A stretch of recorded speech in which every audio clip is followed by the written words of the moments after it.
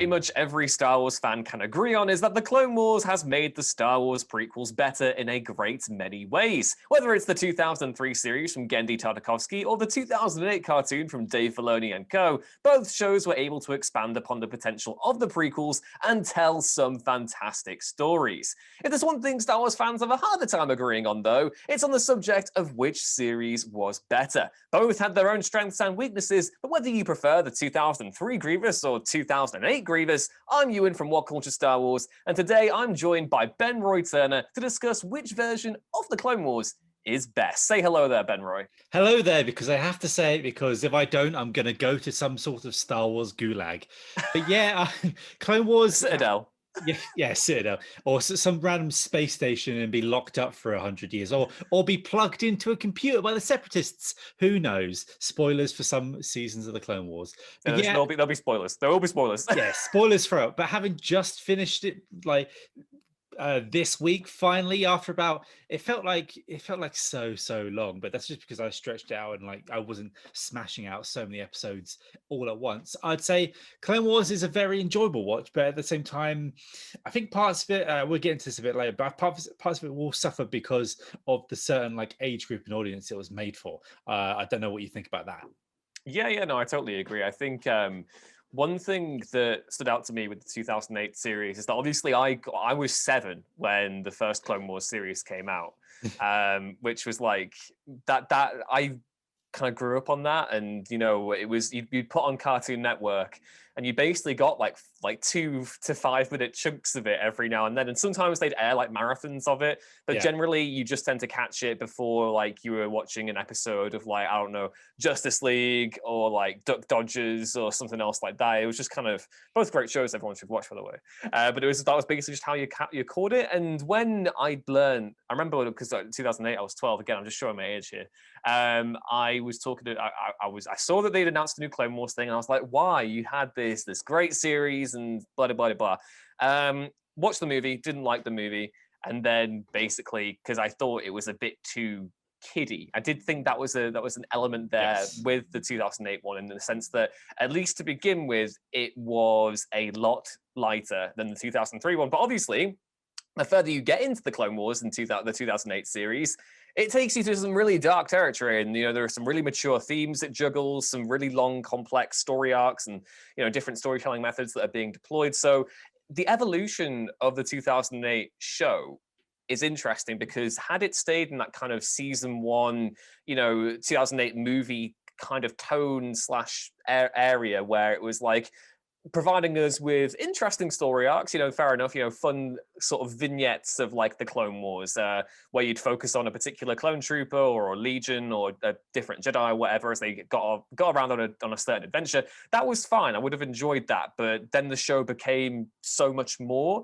And I think that's what took it past the 2003 series for me, even though I do think that there are aspects that 2003 series does better. And I would say as well, before we came on, I said to you, Ben-Roy, that both shows scratch a different itch for me when I'm after something from Star Wars. I think Clone Wars, obviously the 2008 version, has the benefit of those longer, more, the longer running time in each episode and stuff, whereas the 2003 series is basically just 2 animated movies that were split apart over the course of different shorts. But there are different things that they do. And I think that the 2008 series could have maybe borrowed some stuff from the 2003 one, and then it would have been the perfect show. Yeah, it's like comparing, I don't know, X-Wings and Y-Wings, Banthas and Gundarks. They serve different purposes, but at the same time, they do, Clone Wars 2003 and 2008.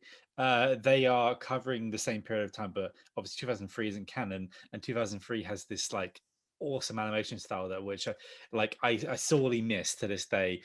But again, 2008 eventually gets there with characters, and we actually have the journey of some of them, or we keep things going. Whereas 2003 is each episode was 3 minutes, and it had an advert break in them back in the day. So it used to be, I'm gonna get 5 minutes. Now it's 3 minutes. Damn you, Cartoon Network. 3 minutes of Mace Windu just beating the crap out of some battle droids with his bare hands. Yeah, like quickly to quote, like in the final season of Clone Wars, he goes to the droids when he tries to get them to surrender. Like, I've ruined like 100,000 you lads. Like you ain't gonna get through this, so you might as well just bow down now. That I love that. But yeah, the Tartakovsky one was to me. I don't think it can. If we were comparing, like it's good. I like it more for a lot of reasons, but then again, I love 2008 for reasons like we see. I don't think it fully gets there with the Anakin stuff. Like after watching, I feel like we get more progressive with Anakin. I can see more like he gets jealous and becomes a jealous boyfriend at times, and the sort of like tension between the relationship. But I feel like there are things between season 6 and 7. I know they were years apart, right? And there were just arcs I dropped with him and Padme sort of happen like sort of a quarrel, and then we see him and Padme talking over like a call, and they're just fine. I know time's passed and things like that, but there's always all these bits in like we could pick apart forever. But in 2003, like I would go back to Grievous now. Grievous has never been better than in that season, and he even Terrifying. in every Absolutely Star Wars movie, terrifying. he's like when you first see the Predator in the Predator movies, but Mhm. worse. When he picks up what is it, Shaggy. by the he grabs him by the face with his foot, smashes him to the floor, and then smash him out and throws him away. And Yeah. then like he's going at his Keanu Sorry, Moody. Shaggy's popped me again. I keep on forgetting this is a Jedi called Shaggy, and I think it's a missed Yeah. opportunity that when Grievous shows up on that planet, when he gets grabbed, he didn't go likes, and then get like. Sorry. It was. I can't believe they did that, and it's so funny. It's up there with one of the best names, like Sleaze Bagano. Make Yeah. Sharky canon again. But when he just gets ruined, and it is Kiadi Mundi that's left, isn't it? That is him, I think. Yeah, Kiadi Mundi and I think Shakti's on that planet as well. I think I can't I think remember. Shakti, she's not there. It's someone similar, I think, of a similar race, but maybe it is Shakti. Yeah, I can't remember now. I haven't watched it in a while, but that scene when literally Grievous just ruins him and the music and everything, and it's just one by one these Jedi getting picked off. That is the perfect Grievous, and I can't. I'm just so sad that they never did that, Yeah. like in Revenge of the Sith or in the Clone Wars. Yeah, I'd have to agree. I think to go back to your point on Anakin before I talk about Grievous, I was going to say that I think on a thematic level, they both serve different things that we needed from Anakin that we didn't see in the prequel trilogy to a certain extent. I think the 2003 series has a fantastic arc in really setting up Anakin's downfall in Revenge of the Sith, because you have those impulses of darkness, and the way that the 2003 series uses Ventress. Obviously, I think the 2008 Ventress is much better and more complex, and not just a Sith assassin. But the way that they kind of use Ventress as a jumping off point, really, for Anakin's major downfall. And then you get to the following season, and you have the arc where he comes across the village where the men had been tortured by the separatists, and he really kind of goes.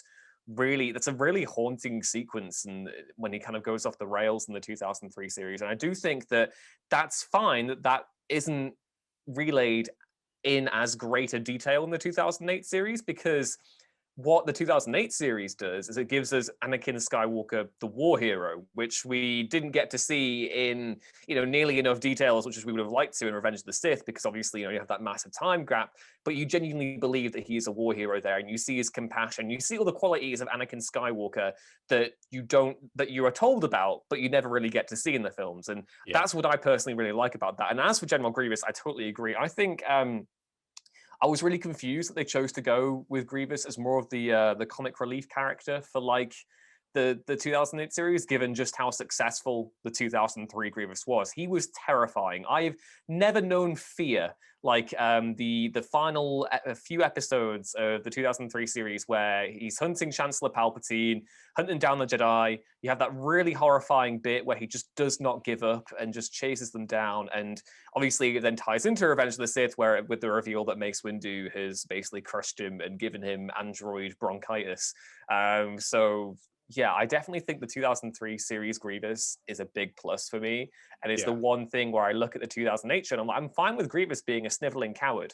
I'm totally okay with that. I like the banter that he has with Obi-Wan as well, and all the other Jedi.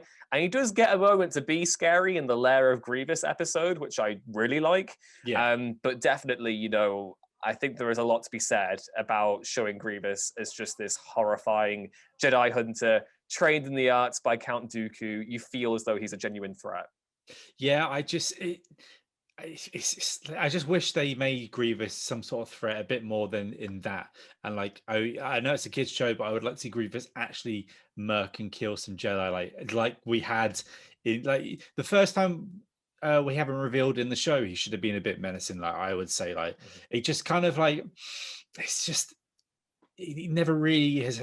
He's never really got his dues, and I feel like he never really will now. Like I think like we've sealed the sort of book on Grievous, and especially in the Clone Wars series where we've got Grievous, we've got Maul, we've got Dooku, we've got is it Cad Bane as well? We've got so many villains that turn up. Grievous for a lot of things, a lot of times gets sidelined, and then like even Dooku gets sidelined at points where I feel like it is also like say sometimes I feel like Dooku does get like just forgotten about, and then he comes back and oh yeah, Dooku's around at this time, and I would have liked to see like maybe because I always got the when they meet again in Revenge of the Sith, Dooku, Obi, and Anakin. I I'm always looking got the forward feeling, to this. yeah, that they didn't see each other for that long, but then you have is it in season 6 where they see him again on the planet with Syndicate the planet. Pike Syndicate, yes. Yeah. And I was like, oh, okay, then this is interesting, and everything like that, and everything surrounding Master Sifo Dyas, Jedi Master Sifo Dyas. I would just always say it like that whenever I think about it because it's Sifo Dyas, and just always been some mystery to me. Even though we finally get to see at least the ghost illusion of him in this season, Well, that's and not to interrupt there, but yeah, like I definitely think that's the big plus for the 2008 series is the fact that it provides the context necessary to make the prequels make a little bit more sense. Like you have the exploration of the Cypher Diaz conspiracy, you have the explanation of how exactly Order 66 worked with the clones. You know, you have there are other things as well that the series explains that I think there's stuff with Qui-Gon and learning how to manifest as a Force ghost and how Yoda discovered that.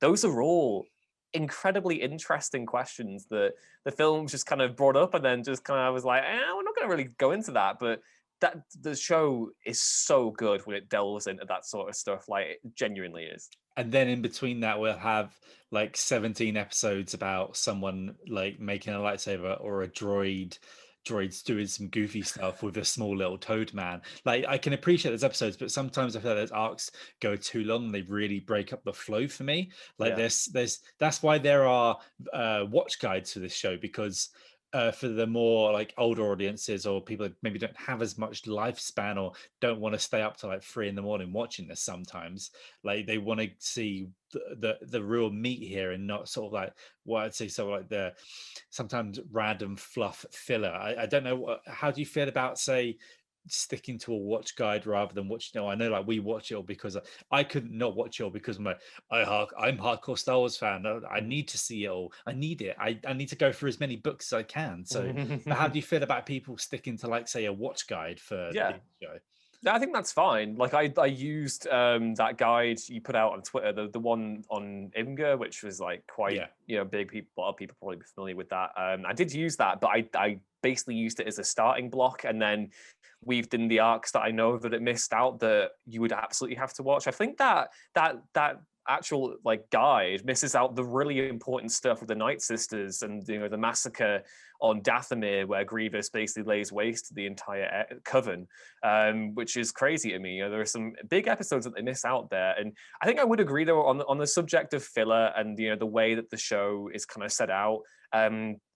One thing that I think a lot of people have been asking for with the Clone Wars, the 2008 version, is for a episode guide that or a playlist of some sort that would give you the episodes in chronological order, because the way the seasons are released, sometimes they flash back and forth between years, and it's difficult to get an actual placement on when stuff is actually taking place, and that is exacerbated by the issues of filler that you brought up. And I think I don't want to describe a lot of these episodes as filler. I think the issue is that they're clearly self-contained stories, which are fine. Again, they're totally fine, and a lot of them do serve a purpose. But when you've just been introduced to, when you've just had a bombshell discovery that Maul is back and he's getting ready to exact revenge on Obi-Wan, you then don't want to go about and piss about with the Gungans and R2-D2 for 4 episodes or whatever, and that is frustrating, because I think there are also episodes from the Clone Wars that didn't get made that would have made more sense to introduce. I think, we'll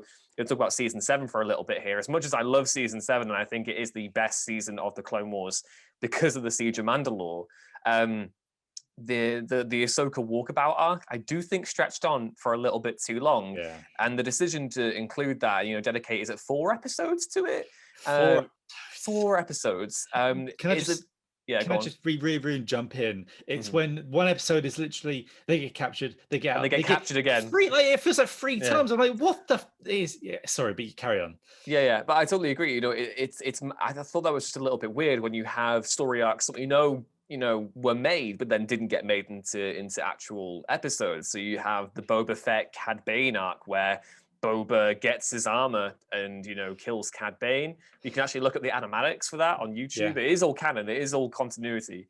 And then also Dark Disciple, which resolves Ventress's arc, which obviously got made into a book that you should all go read because the book is fantastic. It's literally just a big arc of the Clone Wars. It's important for people because it resolves Ventress's entire, arc, which is so important because she's such a big character. Then you have stuff like the Crystal Crisis on Uther Power, which you could have also done as well. It's just, I feel as though where season 7 set itself as being, in the immediate build-up to Revenge of the Sith, it was kind of hamstrung with what it could and couldn't do.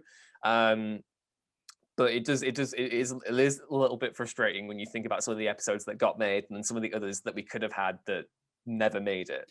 They should have, because they allude to it when they say, because what you were saying about Grievous capturing Palpatine, that was so great in the 2003 show. They basically say this is happening in the final season. And I was like, they should have showed that. Like that could have been an episode. And then say we cut down the sisters arc by 2, because it probably doesn't need 4. And then we also throw in what is Dooku feeling at this point? There's no Dooku in this last season. I know that's why, because we basically cut to, we can't go to the Siege of Mandalore because Coruscant is now being attacked. Maybe just get 5 minutes of just him before it's happening, him talking with Palpatine and say, okay, you're going to do this and this, sort of maybe little tidbits like that, rather than random sisters that we might never see again, or might have their own book down the line, or maybe even have their own Disney Plus show down the line, but didn't really feel like it fit here. Unlike where the Bad Batch kind of these guys are cool and I would like to see more of them. And those first early episodes felt like, classic Clone Wars episodes where we're just shooting a bunch of droids. Yeah, I like that as well. I like Sylvester Stallone clone. He does. Is it Wolf the leader? I don't know. Commander Wolf is the one with the tattoo on his face. Yeah, the one with the face tattoo looks like Sylvester Stallone if he was a clone. But yeah, that rhymes as well. Sylvester Stallone. We'll talk about some of the other things I want to bring up about the 2003 version, because they had some great characters, like you mentioned there. We had the different villains in the 2008 series. The 2003 one had good villains as well. We had Dirge. Is it Dirge or Durg? I can't remember. The bounty hunter who was basically a massive muscle tentacles who, again, was very terrifying, but I loved that. And then obviously the 2003 series provided the basis for so much of what made the 2008 series good. Ventress, like we mentioned earlier, she is just a generic Sith assassin in the 2003 cartoon, who then becomes so much more in the 2008 series. And one thing I also think is an interesting point to, kind of compare and contrast is the depiction of the clones. Now, the 2003 series, not by any stretch of the imagination, does it give the clones a fully fleshed out backstory. It does not, dedicate as much time to exploring the ethical questions of, why they fight, their role, their relationship with the Jedi or anything like that. But it does give us Captain Fordo and the ARC troopers, which form the basis for, the likes of Rex and Fives. And given that Fordo doesn't actually say that much over the course of either seasons 1 or 2 of that 2003 series, he is leaking character everywhere. He is so cool. And that bit in the second season where it's the Battle of Coruscant and he just massacres all those battle droids coming at him, that is some of the coolest animation ever, and I'm bitterly disappointed that he hasn't been brought back to the main canon yet, the clones from Republic Commando.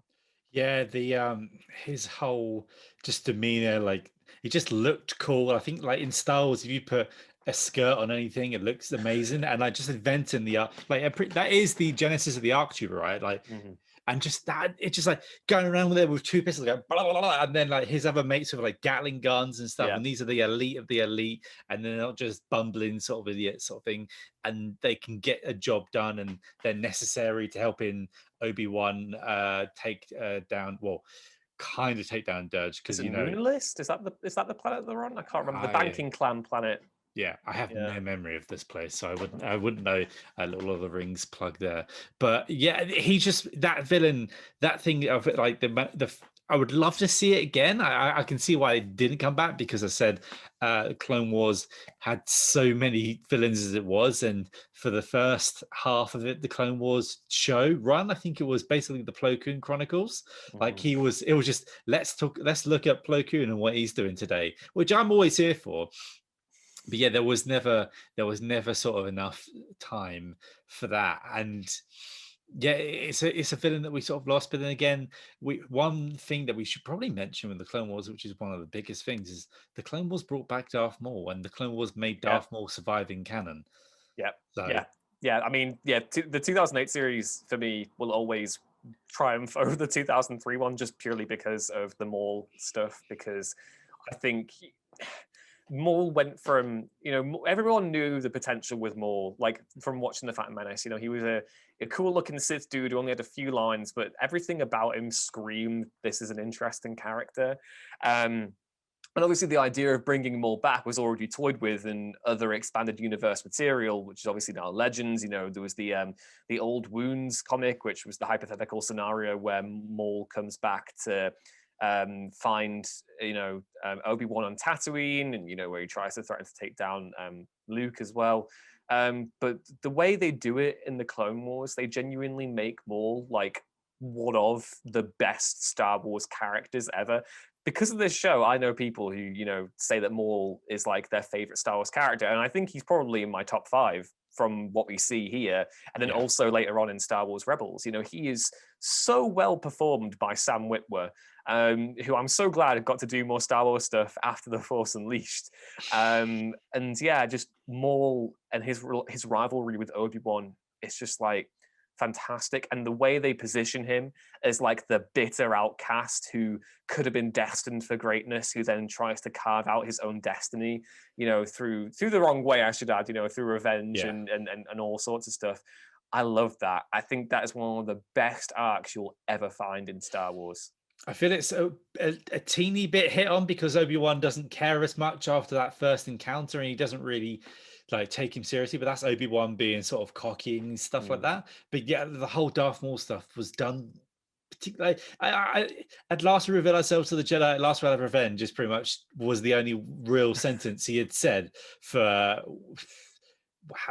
like 10 years almost, 10 years, until and plus when they brought him back, and like the fact that he was all sort of like this weird spider droid leg things, and then how he sort of returns to form and takes Mandalore and knows kind of what Sidious, as they all call him back there. Like I love that we get more use out of the Sidious name in this as well, like because it wasn't really used, but it was like it was on the toys in the Phantom Menace run, and then I didn't really see it again after that.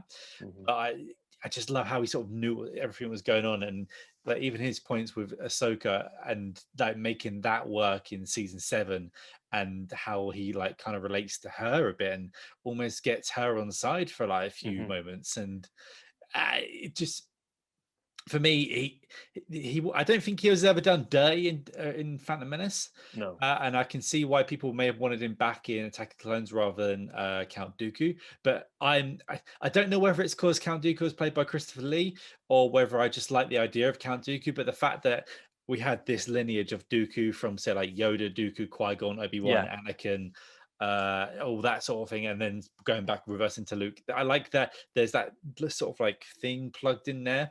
Again, that's another point, because like Count Dooku on paper should be like one of the most fascinating Star Wars characters ever, but the films don't really ever do much with him. Whereas in the Clone Wars, they do kind of dive into a little bit, his relationship with Qui-Gon, and that has then been expanded upon in other books like Master and Apprentice and Dark Disciple and stuff. But that's what I like about it, is that I feel as though no character gets wasted, because the Clone Wars, we just did a video on, Star Wars characters who were saved by the quote unquote expanded universe. And I don't know, I think I should have put Dooku on there. If I didn't, then I'm an absolute idiot, because like he is one of those characters who benefits most from the Clone Wars. Yeah, he gets to have some sort of presence and feel dangerous and sort of like actually does a part, rather than he's in Attack of the Clones and a couple of people recognize him, or we're kind of meant to feel he's important, and then he just gets murked at the beginning of Revenge of the Sith sort of thing. Mm-hmm. I still think maybe you could have had, again, there are so many episodes of droids going around being funny and goofy that we could have had a few more bits in there, but for what we did, like Clone Wars did a lot of good with Dooku, and I'm glad that I just had more Dooku, and I've gone to these books, most of them that have been about him, just to get more of his content, because I feel like, even though in the grand scheme of things, a lot of people will say like, why is his character here? It just feels like this character here is because George Lucas likes Christopher Lee or something like that, and maybe that's more the part in the in episodes 2 and 3, but then again, like at the same time, he has such an interesting place, and he's one of the only major Jedi to walk away from the Order. Yeah, because like he's Ahsoka. not. You never get the sense that he's a fully committed Sith. And I think the interesting thing there is that in that exchange he has with Obi-Wan in Attack of the Clones, where he's talking about how the Republic's been infiltrated by a Sith Lord and we can stop him together. You don't. It's a very weirdly delivered line. You can never tell whether he's being sincere or trying to manipulate Obi-Wan or whatever. But the more you learn about his character, the more you're like, well, maybe he did have, obviously he's not a nice man. He was corrupted by the darkness, but like there is like maybe just a small crumb of goodness and noble intent there regarding his intentions. Where he trains Ventress is eventually a plot to try and overthrow his master or whatever. So that's interesting. And obviously, we can't talk about Clone Wars without mentioning Ahsoka, who is, just becomes such a phenomenon in terms of like just popularity, introduced in the cartoon, and has just gone on to reach all new heights in The Mandalorian. And Ashley Eckstein, just what a fantastic job she does with that role and how Ahsoka develops. And the best thing about Ahsoka is that she has, kind of the I'm trying to think of the right word, like the kind of the adventurism, the chaoticness of the chaoticism of like Anakin, but then also the smarts of Obi-Wan. And I like how both Jedi kind of bleed into her kind of interpretation of the Force, and eventually that leads her to leave the Order, which again is an interesting thing when you go back to Qui-Gon and how that goes to Obi-Wan and Anakin. And I just think she's fantastic. And you know what? Now thinking about that she left the Order, why didn't we get Ahsoka sort of like Ahsoka Dooku stuff in the final season? Like Dooku, like, well, you left the Order, and we can perhaps you be my new apprentice now. That's a great voice. Now that Ventress is gone. I've watched a lot of Clone Wars recently. Really good. Thank you. But but then again, there's nothing wasted about Ahsoka. So this is like we have all the major characters, as I said, all the posters, but this is the Ahsoka show for like a lot of it. It's well deserved. And when I went into this, because I watched that movie in the cinema, the Clone Wars movie, and I was like, yeah, people say Ahsoka's great, whatever. When I see it, I'll believe it when I see it. And then I saw it, and now I believe it, because Ahsoka is great. And just from the fact that she isn't just what a lot of the stuff in the prequels and the Jedi criticized for just being sort of blank slates, and like, I will not ever have emotions and I will use the Force, whereas she's like, what about the droid attack on the Wookiees? Yeah, that's like the only bit of emotion for most of the council in the entire trilogy. God, the Wookiees. But yeah, she gets to question a lot more, and sure, she's a surrogate for, like, say, each episode's got to have sort of like a lesson for kids to learn, and it's all about trying to be yourself a bit more and sort of like try and do better and stuff. But I like how Ahsoka is always on the precipice of saying, like, trying to push things further and wondering, and but we should help this person rather than just kill them. And even to the point at the very end where Order 66 is in full action and she still won't she still won't kill a clone. Exactly. That's the best thing that exemplifies what makes Ahsoka so great. She works to understand. She asks the question, whereas the other Jedi I've accepted it. And Anakin, she's because you've got it perfectly. She's the blend of Anakin and Obi-Wan, because Anakin wants to ask a lot of questions, but doesn't ask a lot of them. He sometimes just acts anyway. But then with Ahsoka, she just takes it to that one step further, and like is what we would have expected the Jedi to be at that point. And I feel like she would have been a natural evolution of the Jedi Order if she wasn't framed and outcasted. And I can't remember now, Ewan, but was her framing a whole plot by Palpatine? Do we ever get it revealed that Uncle Palps set up this? Because I feel like he would have done that to upset Anakin, to further on to get him breaking from the Jedi. Well, yeah, it was Barra Sophie who did the plot, and I think it, it's heavily implied that once Palpatine discovers that Ahsoka has been off, Barriss has tried to set her up here. He then uses that to his advantage to push Anakin further into his clutches, I think, is the implication. It's been a while since I've seen that arc, but it definitely seems that way. And I think if anything, this chat has shown that we love both shows and that both have great aspects. In some areas they perform stronger than others. I did want to bring up, I completely forgot to just word vomit a bit of thing that I liked about the 2003 series. The battle on Mon Calamari with Kit Fisto underwater, that's a really creative set piece that I really enjoyed. But yeah, let us know what Clone Wars series you preferred in the comments below, or reach out to us on social media if you have been listening. This has been the What Culture Star Wars podcast. Be sure to like the video if you enjoyed it, and subscribe to the channel so you don't miss more content like this every single week. If you want to, you can also head back to whatculture.com, where we have more content like this on the website. And you can follow me on Twitter if you want to, at Ewan Ruins Things, and follow Ben-Roy on Twitter if you want to, at Ben-Roy Turner. And we will see you soon. Goodbye. I have nothing cool to say, so just send us Plo Koon memes. Yeah, all the Plo Koon memes. Bye. Goodbye there.